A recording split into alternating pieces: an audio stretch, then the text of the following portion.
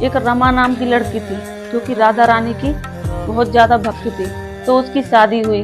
तो जिस परिवार में उसकी शादी हुई वहां भी सभी ठाकुर जी के भक्त थे। तो बड़ी खुश थी रमा। तो रमा बोली मैं भी चली जाऊंगी। तो सुबह बरसाना जाना है जैसे, तो रात को उसके पैर में चोट लग गई।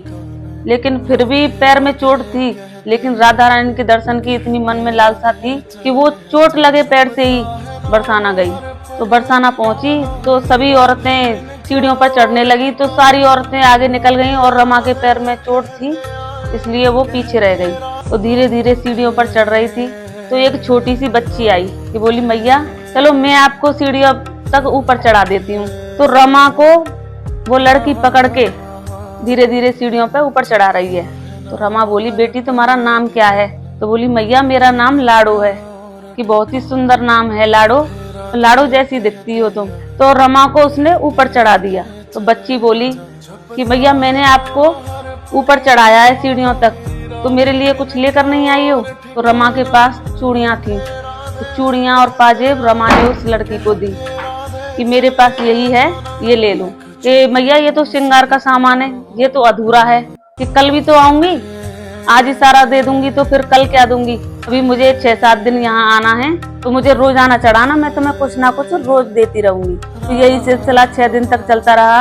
रमा आती और कुछ ना कुछ उसे देती, चुनरी, लहंगा, श्रृंगार का सारा सामान उसे देती। तो 6वें दिन क्या हुआ, उस लड़की के साथ एक सांवला सा मोटी मोटी आंखों वाला एक प्यारा सुंदर सा बच्चा उसके साथ था।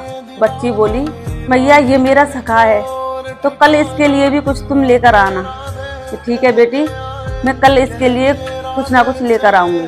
दूसरे दिन जब रमा आई तो उस बच्चे के लिए बांसुरी, पीताम्बर, मोरपंख, मुकुट, उनका कृष्ण के श्रृंगार का सारा सामान लेकर आई कि इसको पहनकर ये बहुत सुंदर लगेगा। रमा बोली बेटी मैं तुझे रोज कुछ ना कुछ देती हूँ, लेकिन आज तक तूने कुछ भी नहीं पहना है, ऐसा क्यों है?